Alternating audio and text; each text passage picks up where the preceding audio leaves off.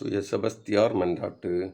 பிதாவின் சித்தத்தினாலே உயர்ந்த குடும்பத்தினராய் தாய் தகப்பனிடத்தில் பிறந்து எண்ணப்படாத புண்ணிய நன்மைகளை செய்து வேதத்துக்காக துன்பப்பட்ட கிறிஸ்தவர்களுக்காக படையில் சேவை செய்தவரான புனித செபஸ்தியாரே, சகல திருச்சபை எல்லோரும் சகல பொல்லாப்புகளிலே நின்று இறைவன் ரட்சித்தள்ள வேண்டுமென்றும் பரமகர்த்தன் சந்நிதியில் நீர் மன்றாட வேண்டுமென்றும் உம்மை பார்த்து பிரார்த்தித்து கொள்ளுகிறோம். ஆமீன். விண்ணுலகிற எங்கள் தந்தையே, உமது பெயர் தூயதென போற்றப் பெறுக. உமது ஆட்சி வருக.